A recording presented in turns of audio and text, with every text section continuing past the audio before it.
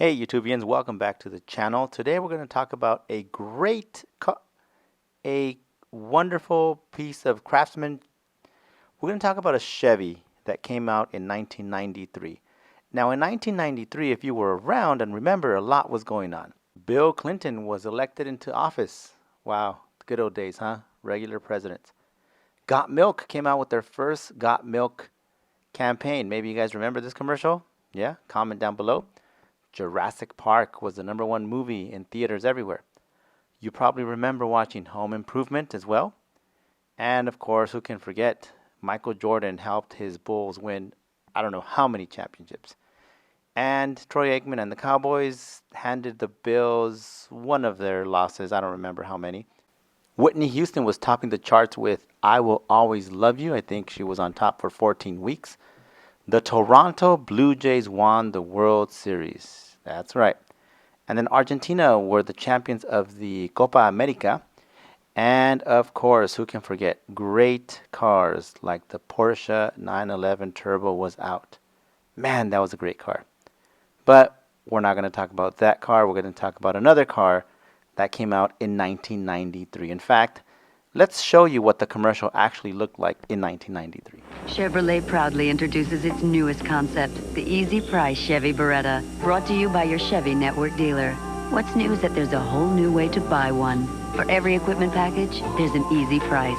For $10,995, you'll get anti-lock brakes and driver's side airbag, air conditioning, stereo, and more. Chevy Beretta, the features you want, the price you want, just under 11 grand. Experience the ease of buying the Easy Price Chevy Beretta right now at your Chevy network. Wait a second. How much did she say that was? Let me dealer. try to rewind this here. Okay, let's go. Yeah, 10,995. Wow, and that's in 1993. Let me see. Let me go to this calculator very quickly and see what that was worth today. 19,911. That's not bad. That's not bad for a, fairly decent car at the time. Right. Hey, wait a second. What about that Porsche, the 93 Porsche? Let me take a look. Let me find online what it was worth. So in 93, the Porsche 911 started at 26,900. That's pretty good, right? Here's the price. Wow, let's see down here. It says it can go up to 132,000, and this is in 1993. Let's go back to that calculator for a second and take off 10,995, and the amount is 132,000. Wow. Sorry about that. I fell off my chair. Wow. Well, hey, that's a pretty penny, but you know what? If you could afford it, go for it.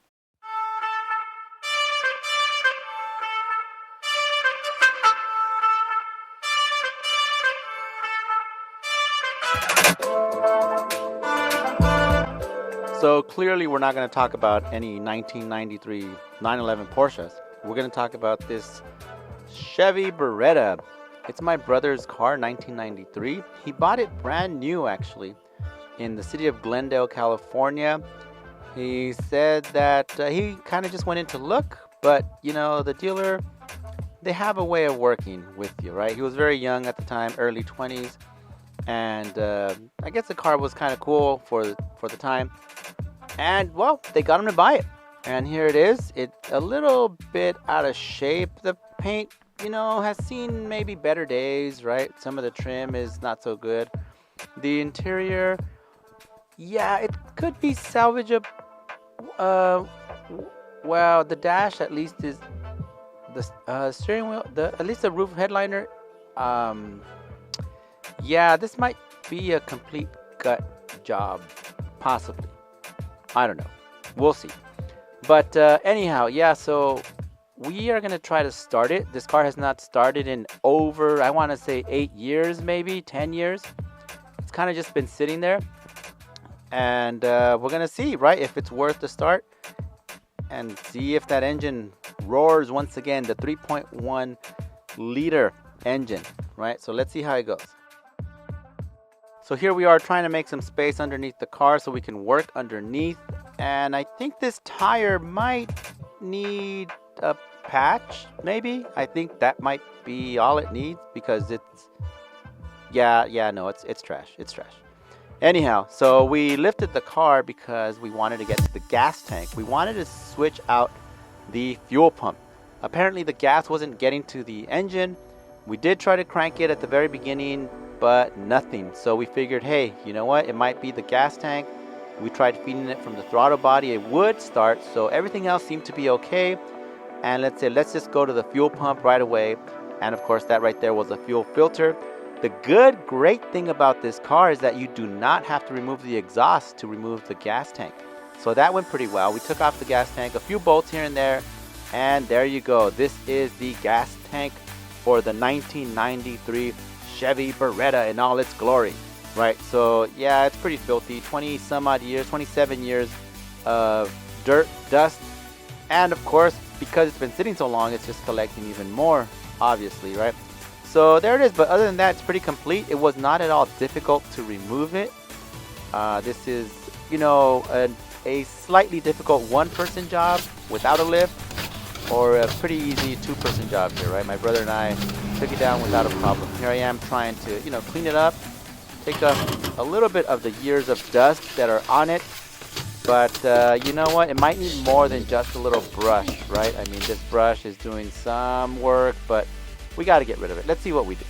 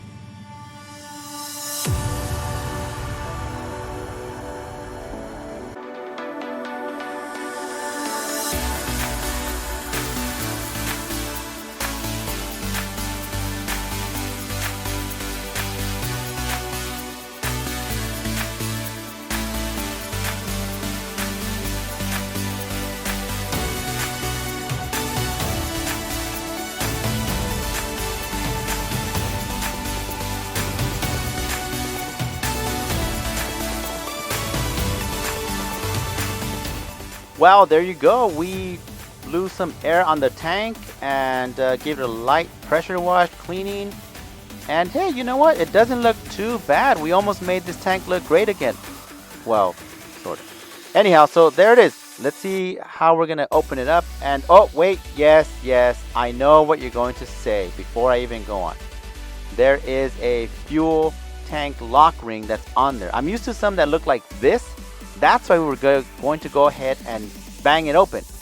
But then I realized that the one for this car is slightly different. This locking ring looks like this one here and should not be banged on.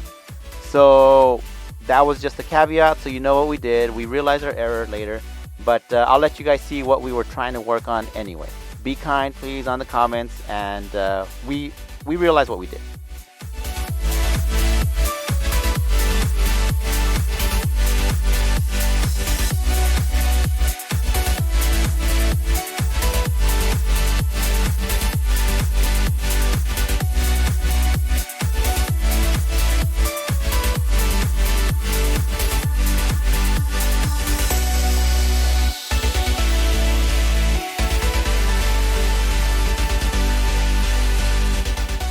We finally removed the lock ring, and there you go. The fuel pump is coming out. See, I told you the lock ring is right there on the right hand side.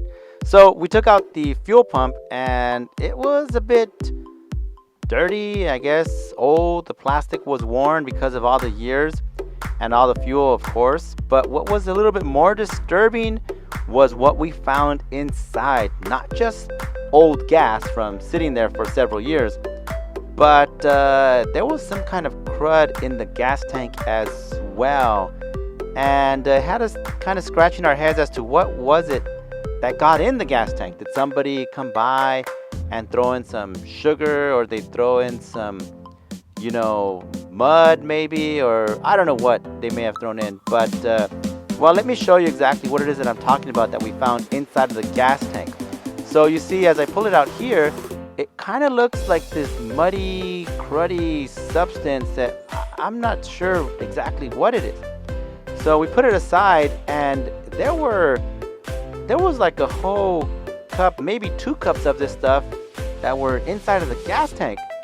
And I asked my brother if maybe he thought of somebody who may have tried to vandalize his great shape 1993 Chevy Beretta, right? Maybe a neighbor that was jealous and didn't want him to have such a great car.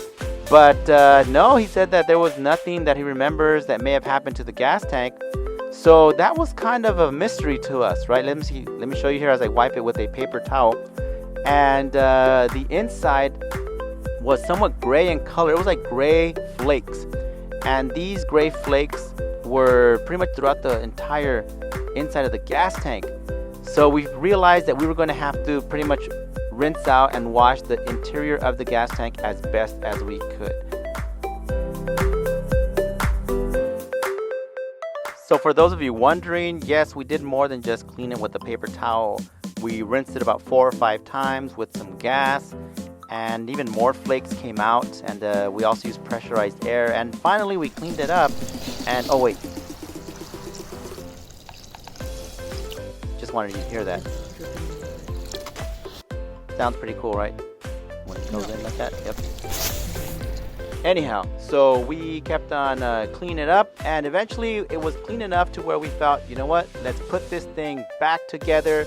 We put the fuel pump back inside, and we put the new fuel filter in there. It's on the top right. You can barely see it. It's a black K&N. I'll put the description in the link below for the fuel pump and the fuel filter. We got a great deal online. We probably were not going to spend the $200 plus for a state-of-the-art fuel pump because, well, frankly, don't tell my brother, but the car's probably not worth $200. But anyhow, so we put a pretty good budget fuel pump in there, and then the fuel filter, and there we go. Let's see, this is what the engine looks like. Like I said, a massive 3.1 multi-port FI engine, fuel injection. That's right, it's just like peak. I bet it'll probably compete with the 93 Porsche 911, right? Nope, just kidding. Don't throw comments on the comment section, okay? I was totally kidding. Okay, so anyhow, so here we are trying to connect it, and you know, let's see what happens.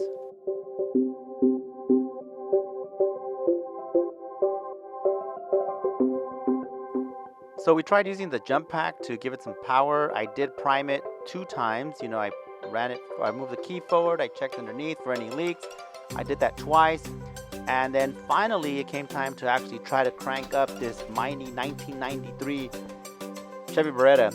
And when I cranked it, we discovered that the battery was just too dead, and that the jump pack did not have enough to help turn it over, right? So we then decided, you know what, we need to bring in something else and maybe give it a jump from another battery, because this was flat out not working out.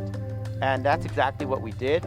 We brought in another pickup truck, and we connected the cable, as you can see right there in the corner, and this is what we got. Woo! Let me make sure nothing's leaking.